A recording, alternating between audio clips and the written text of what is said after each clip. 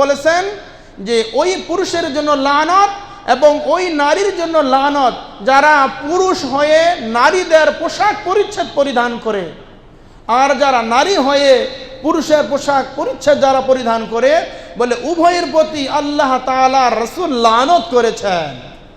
বিশেষ করে আমাদের ছোট ছোট কলিজা টুকরা ছেলে মেয়ে, তাদের ছোটকাল থেকে তাদের মন মানসিকতা ওইভাবেই তৈরি করা। ছেলেদেরকে ছেলেদের পোশাক ক্রয় করে দেওয়া, মেয়েদেরকে মেয়েদের পোশাক ক্রয় করে দেওয়া, ছেলেকে ছেলেদের পোশাক কিনে দিতে হবে।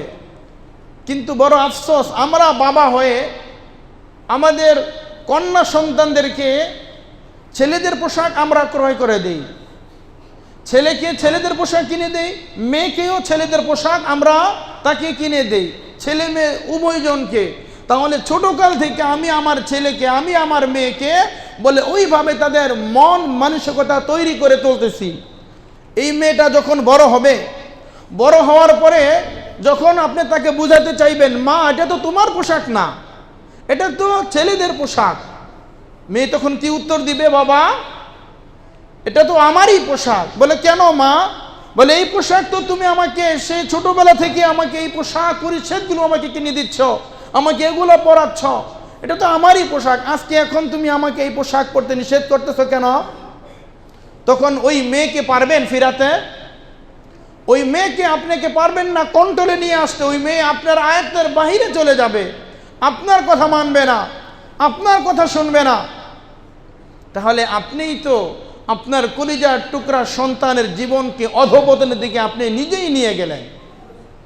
আল্লাহ তাআলা তা বলেছেন, ইয়া আইয়ুহাল্লাযীনা আমানু কু আনফুসাকুম ওয়া আহলিকুম নার, হে ঈমানদারগণ তুমি নিজে বাঁচো এবং তোমার আহাল, তোমার পরিবার পরিজন অধীনস্থ যারা রয়েছে তাদেরকেও জাহান্নামের আগুন থেকে তোমরা বাঁচাও।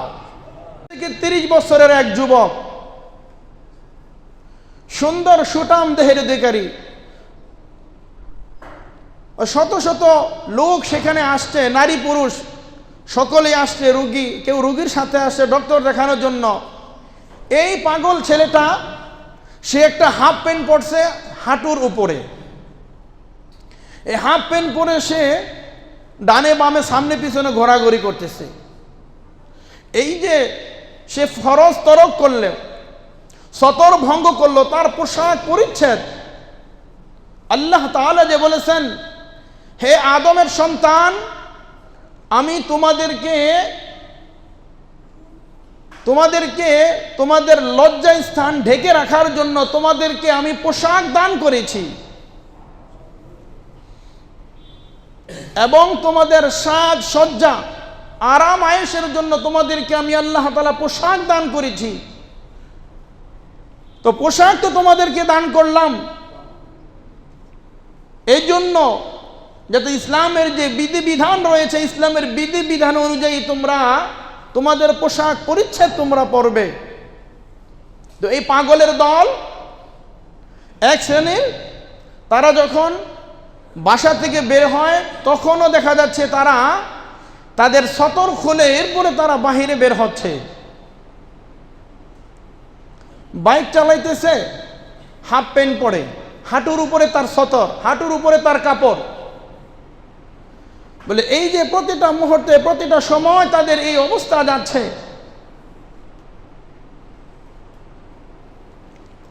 রাসূল বলতেছে, যে সকল পুরুষ এই সতর ভঙ্গ অবস্থায় যতক্ষণ সময় থাকবে, বলে ততক্ষণ পর্যন্ত আল্লাহর পক্ষ থেকে লানত, সকল ফেরেশতাদের পক্ষ থেকে, এমনকি সকল নবী রাসূল এবং সকল মানুষের পক্ষ থেকে তাদের প্রতি লানত বর্ষিত হতে থাকে। নাউজুবিল্লাহ।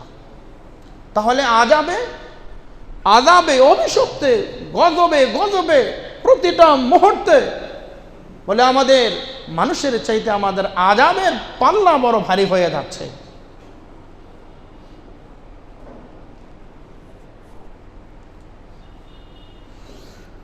হাদিসে পাকের মধ্যে ঘোষণা এসেছে,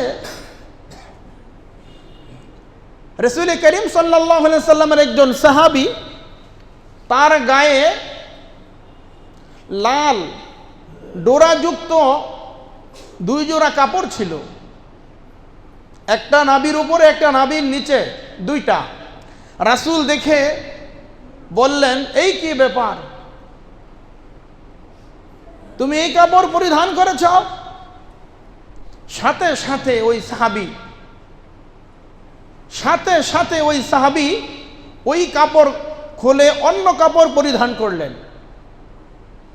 অন্য বর্ণনার মধ্যে আসছে, রাসূল দেখলেন একজন সাহাবীর কাপড়ে লাল টকটকা একটা কাপড় পরিধান করে আসছে। রাসূল বললেন, পুরুষের জন্য সম্পূর্ণ লাল কাপড় পরিধান করা স্পষ্ট হারাম, জাহান্নামের আগুন হবে লাল। সুতরাং জাহান্নামের লেলিহান শিখা, এই অগ্নি শিখা পুরুষের জন্য পরা জায়েজ নাই, স্পষ্ট হারাম। ওই সাহাবী এই কথা শোনার সাথে সাথে বলে, গায়ে থেকে জামা খুলে সাথে সাথে আগুন দিয়ে তারপরে ওই জামাকে জ্বালিয়ে পুড়িয়ে ছারখার করে দিয়েছে। রাসূলের আদর্শ, রাসূলের আদেশ এভাবে সাহাবাই কেরাম মেনেছে। আরেক সাহাবীর বর্ণনা, রাসূল যখন বললেন তুমি এই কাপড় পরিধান করেছ, ওই সাহাবী আর বসেন নাই, বলে দাঁড়ানো অবস্থায় নিজের জামাটা খুলে এরপরে অন্য কাপড় পরিধান করে এরপরে সে বসছে, দাঁড়ানো অবস্থা থেকে বসছে। তাহলে পুরুষের জন্য সাধারণত 6 প্রকারের বস্ত্র, 6 প্রকার পোশাক পরিধান করা নিষিদ্ধ। প্রথমত হলো, কোন পুরুষ কোনো লাল কাপড় পরিধান করতে পারবে না। লাল কাপড় পরিধান করা স্পষ্ট পুরুষের জন্য হারাম, মহিলাদের জন্য জায়েজ আছে। পুরুষের জন্য সম্পূর্ণ লাল কাপড় এটা একদম পরা হারাম।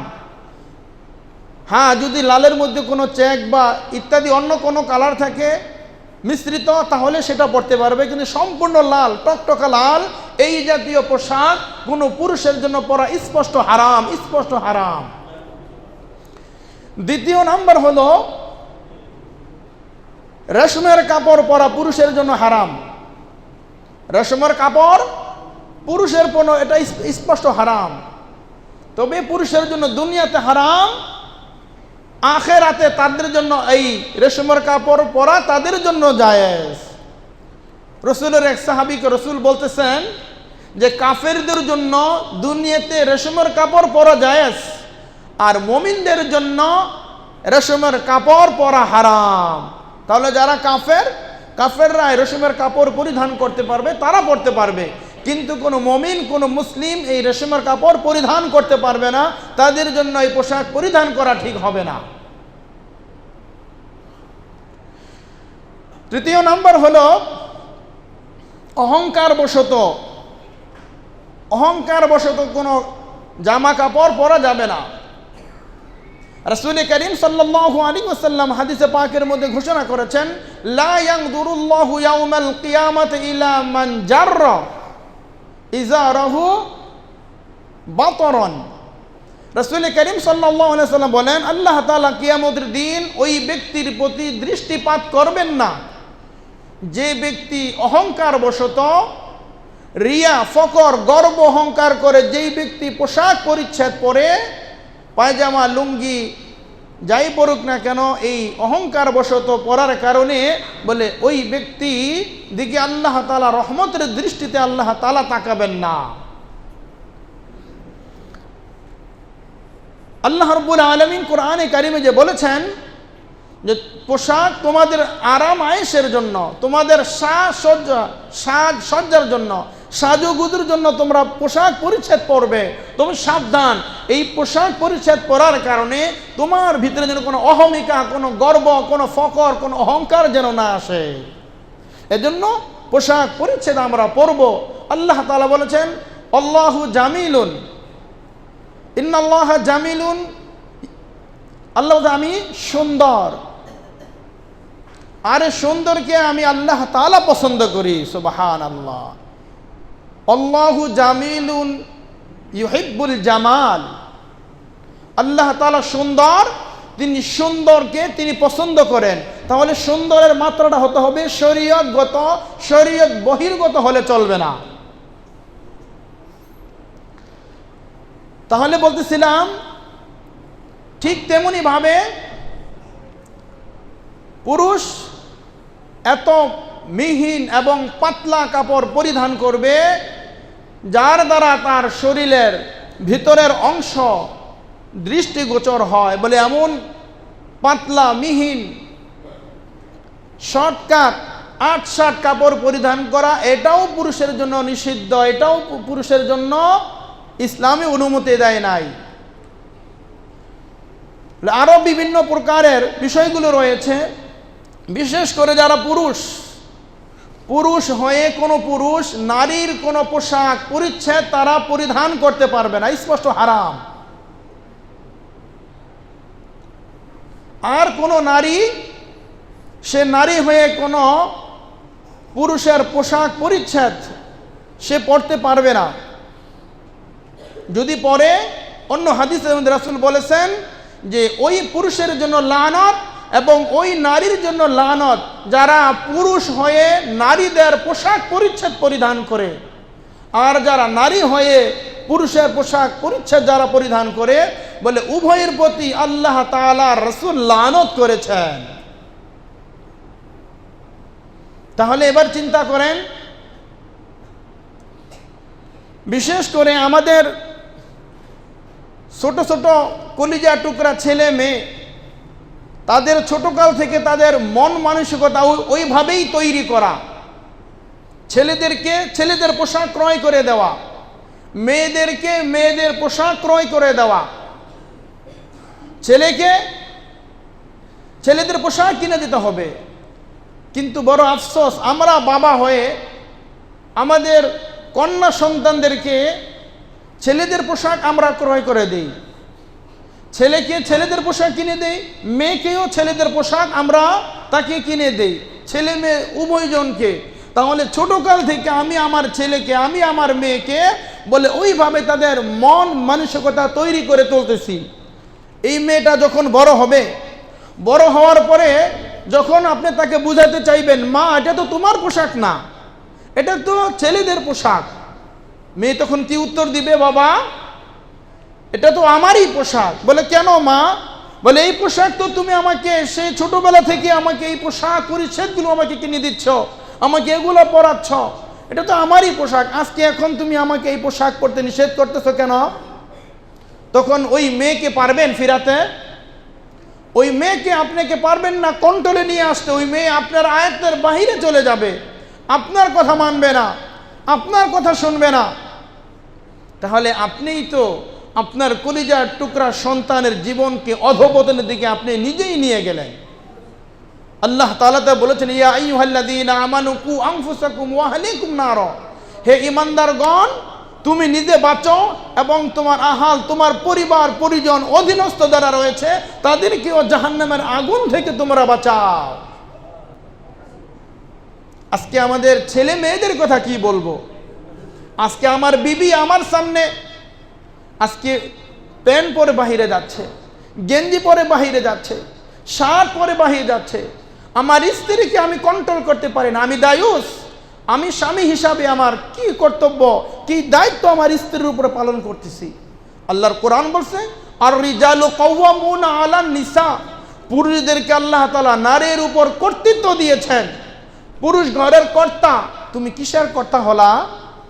তুমি তোমার ছেলে, তুমি তোমার মেয়ে, তুমি তোমার অধীনস্থ, তোমার পরিবারকে কন্ট্রোল করে তাদেরকে পোশাক পরিচ্ছদের ক্ষেত্রে তুমি তাদেরকে নিয়ন্ত্রণ করতে পারো না। শুরুতেই তো তোমারই দোষ ছিল, তুমিই তো এগুলাকে তাদেরকে স্বাধীনভাবে চলাফেরার জন্য তাদেরকে উন্মুক্ত করে দিয়েছ।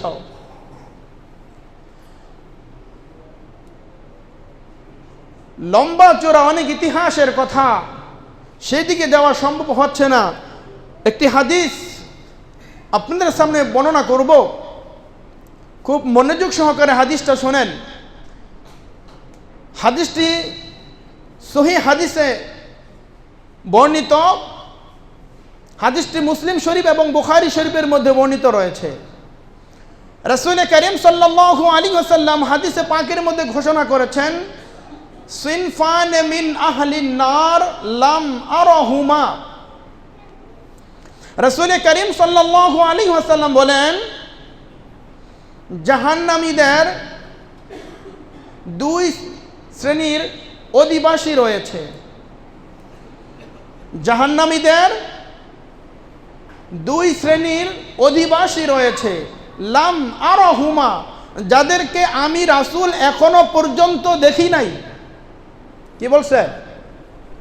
আজ থেকে ১৫০০ বছর পূর্বে জনাবি মুহাম্মদুর রাসূলুল্লাহ সাল্লাল্লাহু আলাইহি ওয়াসাল্লাম এই কথা বলেছেন, জাহান্নামীদের মধ্যে দুইটা শ্রেণী হবে, দুই প্রকারের অধিবাসী হবে, দুই শ্রেণীর মানুষ হবে, যাদেরকে আমি রাসূল এখনো পর্যন্ত দেখি নাই। কওমুন মাহুম সিয়াতুন কাযনাবিল বাকর ইয়াদরিবুনা বিহান নাস, যাদের মধ্যে একটি দল, তাদের হাতে গরুর লেজের মতো চাবুক থাকবে, ওই চাবুক দ্বারা ইয়াজরিবুনা বিহান নাস, তারা মানুষকে অন্যায়ভাবে তারা প্রহার করবে, তাদেরকে আঘাত করবে।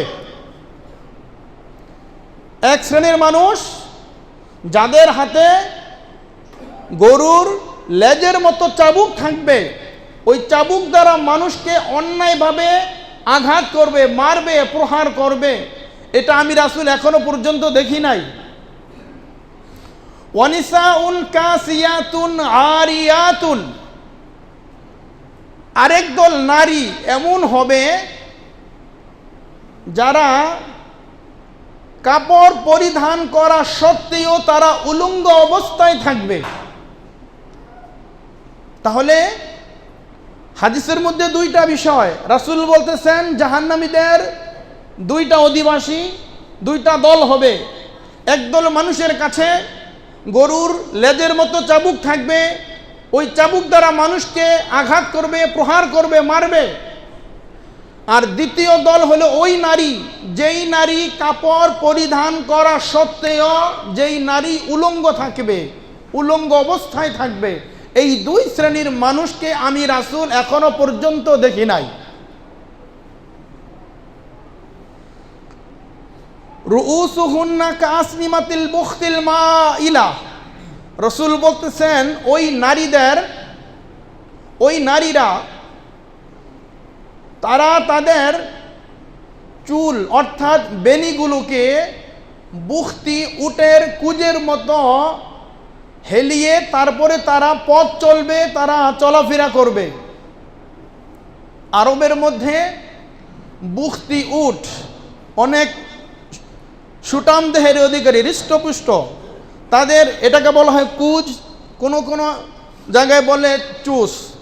এটা এক পাশে কাঁধ হয়ে হেলে দুলে এরপরে ওই উটগুলো চলাফেরা করত। রাসূল বলতেছেন এই মহিলারা তারা তাদের চুলের বেনি বা খোপা এটাকে হেলে দুলে এরপরে তারা হাঁটবে। লা ইয়াদখুলনাল জান্নাতা, রাসূল বলতেছেন এই সকল নারীরা কাপড় পরিধান করা সত্ত্বেও যারা উলঙ্গ থাকবে, এই সকল নারীরা তারা জান্নাতে যাবে না। ওয়ালা ইয়াজিদনা রিহাহা, জান্নাতে তো তারা যাবে না এবং জান্নাতের সুঘ্রাণও তারা পাবে না। লা ইয়াদখুলনাল জান্নাতা ওয়ালা ইয়াজিদনা রিহাহা ওয়া ইন্না রিহাহা লাতুজাদু মিন মাসিরাতিন কাদা ওয়া কাদা, এমনকি জান্নাতের এই সুঘ্রাণ বলে অনেক অনেক দূর থেকে জান্নাতের এই সুঘ্রাণ, এই সুবাতাস আসবে, কিন্তু এই নারীরা জান্নাতে তো যাবেই না, জান্নাতের ঘেরানও তারা পাবে না। এই হলো হাদিসের তরজমা। হাদিসের পয়েন্টের কিছু আলোচনা শোনেন। মুহাদ্দিসিনে কেরাম হাদিসের ব্যাখ্যা করেছেন, ওয়ানিসাউন কাসিয়াতুন আরিয়াতুন, ওই সকল নারী যারা কাপড় পরিধান করা সত্ত্বেও যারা উলঙ্গ থাকবে। মুহাদ্দিসিনে কেরাম এই হাদিসের 4টা ব্যাখ্যা করেছেন। 1 নম্বর ব্যাখ্যা হলো ওই মহিলা, ওই নারীরা এত মিহিন এবং পাতলা কাপড় পরিধান করবে যার কারণে বাহির থেকে তাদের শরীরের ভিতরের অংশগুলো দৃষ্টিগোচর হবে। এক সময় অনেক আগে নেটের জালি নেটের কিছু পাখি জামা বের হয়েছিল, যা পরলে শরীরের প্রত্যেকটা পশমের গোড়ায় গোড়ায় পর্যন্ত অবলোকন করা যেত, দেখা যেত। রাসূল বলতেছেন এত মিহিন এবং এত পাতলা কাপড় পরিধান করবে ওই নারীরা, যার দ্বারা বাহিরে থেকে তার শরীরের ভিতরের একেবারে পশমের গোড়া পর্যন্ত অবলোকন করা যাবে, দেখা যাবে। দ্বিতীয় নম্বর ব্যাখ্যা হলো, তারা এত ছোটখাটো 8-শার্ট, বর্তমানে যেটাকে আমরা বলি টি-শার্ট, এই যে তারা এই নারীরা এত ছোট খাটো 8-শার্ট জামা পরিধান করবে, যার দ্বারা শরীরের কিছু অংশ আবৃত হবে আর কিছু অংশ খোলা থাকবে। দেখেন, মহিলাদের ব্যাপারে হাতের কবজি ব্যতীত, পায়ের পাতা ব্যতীত সকলই হচ্ছে সতরের অন্তর্ভুক্ত। এখন বর্তমানে এক শ্রেণীর যুবক যুবতী, স্কুল কলেজ ভার্সিটির আমার বোনেরা, তারা যেই পোশাক পরিচ্ছদগুলো পরে নিচে শার্ট, হাঁটুর একটু উপরে তাদের পায়ের গোছাগুলো উন্মোচন করে, তাহলে এত 8-শার্ট কাপড় পরিধান করে, আবার টি-শার্ট, আবার গেঞ্জি, বলে এই যে আবৃত পরার কারণে তার শরীরের কিছু অংশ আবৃত আর কিছু অংশ খোলা। তৃতীয় নম্বর ব্যাখ্যা হলো, তারা তাদের ওড়না বা হিজাব, এটা তারা তাদের বুকের মধ্যে না দিয়ে সেটা তারা তাদের গলার মধ্যে ঝুলিয়ে রাখে। অথচ আল্লাহ তাআলা বলতেছেন, ইয়া আইয়ুহান নাবিয়্যু কুল লিআজওয়াজিকা ওয়া বানাতিকা ওয়া নিসাইল মুমিনিনা ইউদিনিনা আলাইহিন্না মিন জালাবিবিহিন্না। অন্য আয়াতে কারিমা আল্লাহ তাআলা বলেন, ওয়ালা ইউবদিনা যিনাতাহুন্না। একের পর এক আয়াতের দলিল দিতে গেলে অনেক সময়ের প্রয়োজন। আল্লাহ তাআলা বলতেছেন, ওয়ালা ইউবদিনা যিনাতাহুন্না ইল্লা মা যাহারা মিনহা। তোমরা তোমাদের সৌন্দর্যকে প্রদর্শন করে খোলে তারপরে তোমরা মানুষের সামনে তোমরা চলাফেরা করবা, তোমরা সাজসজ্জা করবে, কিন্তু এটা শরীয়তগতভাবে, শরীয়ত বহির্গতভাবে নয়। রাসূল আল্লাহ কোরআনে বলছেন, ইয়া আইয়ুহান নাবিয়্যু কুল লিআজওয়াজিকা ওয়া বানাতিকা, হে রাসূলের স্ত্রীগণ এবং কন্যাগণ, তোমরা যখন বাহিরে বের হও, মিন জালাবিবিহিন্না, তখন তোমাদের বক্ষ দেশের উপরে তোমরা একটা ওড়না, একটা হিজাব, একটা চাদর তোমরা ছেড়ে দাও।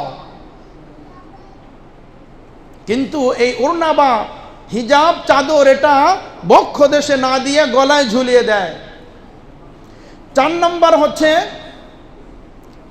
বলে এত টাইট ফিট কাপড় পরিধান করে, চাই সেটা সালোয়ার কামিজ হোক, শাড়ি ব্লাউজ হোক, চাই সেটা বোরকা হোক, তার শরীর আবৃত করার জন্য এমন টাইট ফিট কাপড় পরিধান করে, যার দ্বারা তার শরীরের বিভিন্ন অঙ্গ প্রত্যঙ্গগুলো একবারে স্পষ্ট ভেসে ওঠে।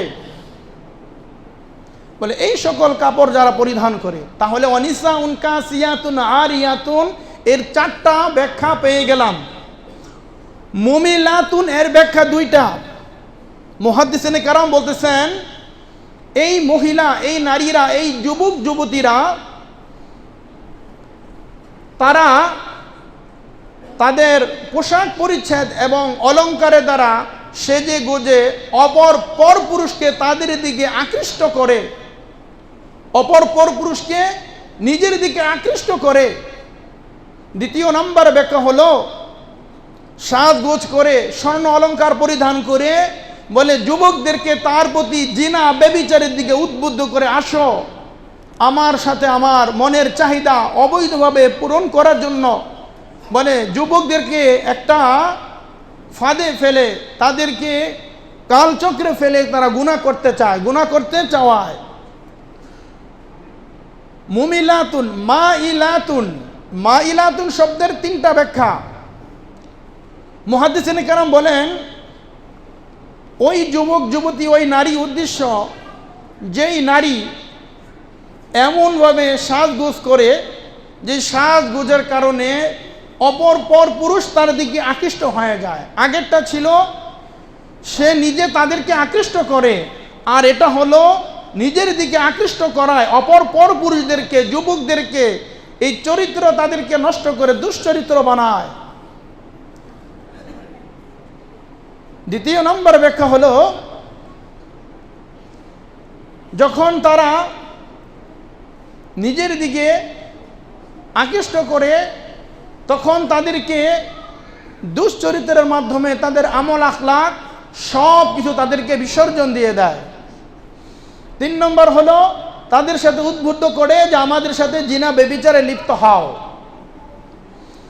রাসূল হাদিসে পাকের মধ্যে বলেছেন, রুউসুহুন্না কাসনিমাতিল বুখতিল মাইলা, এই যে এই যুবক যুবতীরা, তরুণ তরুণীরা, তারা তাদের চুলগুলো বেনি বা খোপা পাকিয়ে এরপরে রাস্তার মধ্যে হেলে দোলে হাঁটে।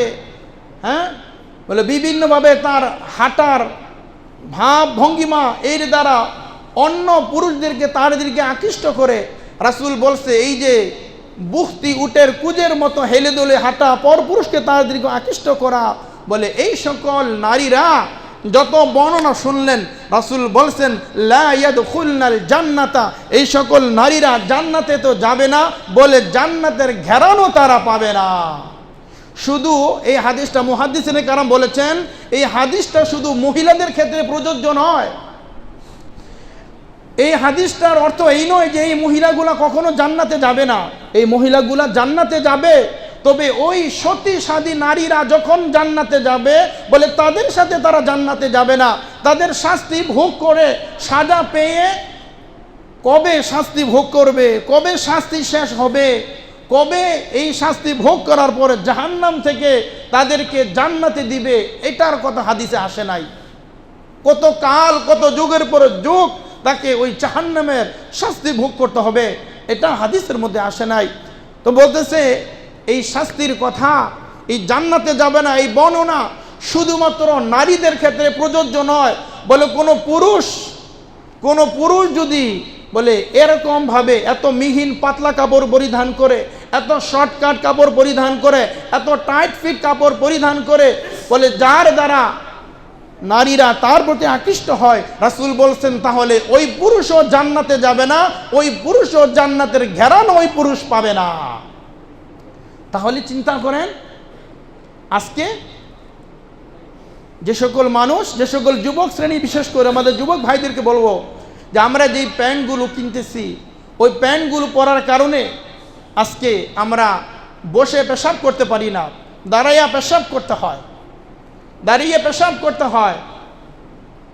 আমরা এত শর্ট আমরা কাপড় পরিধান করি, গেঞ্জি শার্টগুলো আমরা ক্রয় করি, যখন সেজদার মধ্যে যাই, সেজদার মধ্যে যাওয়ার সময় আমার নাভি থেকে আমার কাপড় উঠে যায়। নাভি থেকে যদি আমার কাপড় সরে যায়, 2 থেকে 3 আঙ্গুল পরিমাণ যদি কাপড় আমার শরীর থেকে ছতর বের হয়ে যায়, পুরুষের ছতর নাভি থেকে হাঁটু পর্যন্ত, আপনি সেজদায় গেলেন, ভাই যুবক, আপনার পিছন থেকে আপনার গেঞ্জিটা উঠে গেল, তখন এই নাভি থেকে রেখা টান দেন, যদি এই নাভি থেকে আপনার এটা সমান হয়, আর 4 আঙ্গুল 3-4 আঙ্গুল পরিমাণ যদি আপনার পিছন সতর খোলা যায়, আর 3 তসবিহ পরিমাণ খোলা থাকার কারণে আপনার নামাজটাও নষ্ট হয়ে গেল, আপনার ওযুও নষ্ট হয়ে গেল, আর যে পিছন থেকে দেখলো তারও গুনাহ হয়ে গেল। আহা, এজন্য যুবকদেরকে বলবো, ভাই যুবক, তোমার পোশাক পরিচ্ছদের ক্ষেত্রে অবশ্যই ইসলামী পোশাক পরিচ্ছদ করা তোমার দরকার। সর্বশেষ, বিধর্মীদের পোশাক পরিধান না করা, বিধর্মীদের পোশাক পরিধান না করা। এই যে পুরা বিশ্বের মধ্যে এক ফুটবল বিশ্বকাপ, আহা, এই ফুটবল বিশ্বকাপের মধ্যে কত জার্সি, কত ট্রাউজার, কত প্যান্ট, কত পদের, কত রঙের, কত বিরঙ্গের যে বের হয়েছে। রাসূল বলতেছেন, দেখো এই সকল বিজাতীয়দের অনুসরণ করে তোমরা এই পোশাক পরিচ্ছদ পরতেছ। রাসূল বলছেন, আল মারউ মা মান আহাব্বা, যার সাথে যার মহব্বত থাকবে তার সাথে তার হাসর হবে। এই হাদিস পড়ার পরে রাসূল সাহাবীরা এত খুশি হয়েছে, বলে জীবনে আর কখনো এত খুশি হয় নাই। বলে ইয়া রাসূলুল্লাহ, আমরা যদি জীবনের সবচাইতে আপনাকে বেশি ভালোবাসি, আপনার সাথে জান্নাতে থাকবো? রাসূল বলছেন, হ্যাঁ, তোমরা যদি আমাকে বেশি ভালোবাসো, আমাকে অনুকরণ করো, আমার পোশাক পরিচ্ছেদ পরো, তাকওয়ার পোশাক পরিচ্ছেদ পরো, তাহলে তোমরা আমার সাথে জান্নাতে থাকবে। সুবহানাল্লাহ। এখন চিন্তা করেন, রাসূল বলছে সতর ঢেকে রাখতে হবে, হাঁটু থেকে, নাভি থেকে হাঁটু পর্যন্ত ঢাকতে হবে। রাসূলের কথা আমরা মানতে রাজি না, কিন্তু বিজাতীয় কৃষ্টি কালচার পশ্চিমাদের অনুসরণ করে আজকে আমরা প্যান্ট কাটতে কাটতে কাটতে এখন হাঁটুর উপরে উঠাইয়া এরপরে রাস্তার মধ্যে এখন আমরা হাফ প্যান্ট পরে ঘুরি। কোথায় রাসূলের ভালোবাসা? আমাদের রাসূলের ভালোবাসা, রাসূলের মুহাব্বতে, রাসূলের একটা আদর্শ, একটা সুন্নতি জামা আমার গায়ে ওঠে না। মসজিদে নামাজের মধ্যে আসি, আমাদের কোনোই পর্যন্ত ঢেকে রাখা নামাজ পড়া, এটা পোশাকের, নামাজের সুন্নতি পোশাক। যদি কেউ কোনোই পর্যন্ত খোলা রেখে নামাজ পড়ে, তাহলে মাকরুহের সাথে তার নামাজটা আদায় হলো। শ্বশুরবাড়ি গেলে তো পাঞ্জাবি পরে যান, বিভিন্ন অনেক জামা পরে যান, বাহিরে গেলে, অফিস আদালতে গেলে সব ঠিক আছে। মসজিদে যখন আসেন তখন আপনি একটা গেঞ্জি পরেন, একটা ফতুয়া পরেন, মানে এক একজন এক একটা পোশাক পরিচ্ছেদ পরে আসেন। বলেন তাহলে আপনার নামাজটা তো পূর্ণাঙ্গ হচ্ছে না। জামা পরছেন, জামা যদি কপ হাতা থাকে তাহলে কপ হাতার মধ্যে বুতাম লাগানো, এটাই হচ্ছে উত্তম। বুতাম খোলা রেখে নামাজ পড়া এটা মাকরু। এই যে এখানে অনেকে জামা 3-4টা খোলা থাকে, খোলা রেখে আল্লাহু আকবার দাঁড়া যায়, বলে এটাও নামাজের মধ্যে মাকরু। নামাজের মধ্যে 22টা মাকরু আছে। তো এই যে দেখেন, প্রতিনিয়ত আমাদের পোশাক পরিচ্ছদ যা আছে, বলে প্রতিনিয়ত আমরা এই পোশাক পরিচ্ছদের ক্ষেত্রে আজকে আমরা অনেক দূরে। আল্লাহ কোরআন এই কথাটাই বলছেন, হে আদমের সন্তান, পোশাক তোমাদেরকে এই জন্য দিয়েছি, এই পোশাক দ্বারা তোমাদের শরীরের লজ্জা স্থান আবৃত করবে, গুপ্ত অঙ্গ ঢেকে রাখবে, এবং পোশাক দ্বারা তোমরা সাজসজ্জা করবে, আরাম আয়েশ করবে। আর এই আরাম আয়েশ, সাজসজ্জা, এটাই হলো তাকওয়ার সর্বোচ্চ স্তর। সুবহানাল্লাহ। তাহলে পোশাক এটা ইবাদতের একটা অংশ। বলেন, পোশাক ইবাদতের অংশ। নারী পুরুষের পোশাক থাকবে স্বতন্ত্র, নারী পুরুষের পোশাক থাকবে স্বতন্ত্র, ভিন্ন। নারী পুরুষের পোশাকের ক্ষেত্রে সতর্ক থাকতে হবে, পোশাকের মাধ্যমে তাকওয়া অর্জন করতে হবে, পোশাকের মাধ্যমে আল্লাহ এবং তার রাসূলের যে আদর্শ অনুযায়ী জীবনযাপন করতে হবে। যদি পোশাক পরিচ্ছদ ভালো না পরেন, তাহলে দেখবেন আপনার ভিতরে তাকওয়া আস্তে আস্তে বের হয়ে যাবে, আপনি গুমরাহির দিকে চলে যাচ্ছেন। অনেকে নামাজ পড়ে, হুজুর দোয়া করি, একটা দোয়া কবুল হয় না, হান্দা আতুরে দোয়া করে, আতুরে দোয়া করতে গেলে হান্দা গেঞ্জের হান্দা খোলা, হান্দা নাবি খোলা, হান্দা গেঞ্জি খোলা, হান্দা সতর খোলা। ভাই তোমার দোয়া কেমন কবুল হবে? বলেন, খবরদার ভাই। এই জন্য নামাজে আসি আমরা কমসে কম যারা ফতুয়া পড়ি, এই যে আমাদের এই কোনই পর্যন্ত, এই কোনের একটু বেশি এ পর্যন্ত আমরা পড়বো। কোনই খোলা রেখে নামাজ পড়া মাকরু। বাসা থেকে আসেন, পাঞ্জাবিটা পরে মসজিদে আসেন, জীর্ণ শীর্ণ কাপড় একবারে কোনোরকম একটু পরে এসে হাজিরা দিয়ে তারপরে চলে যায় না। আমাদের পোশাক পরিচ্ছদ, বলে মুসলিমের পোশাক পরিচ্ছদ, আল্লাহ রসুলের আনুগত্যের পোশাক পরিচ্ছদ আমাদেরকে পড়তে হবে, এবং এই পোশাক পরিচ্ছদ এটা ইবাদতের একটা অংশ।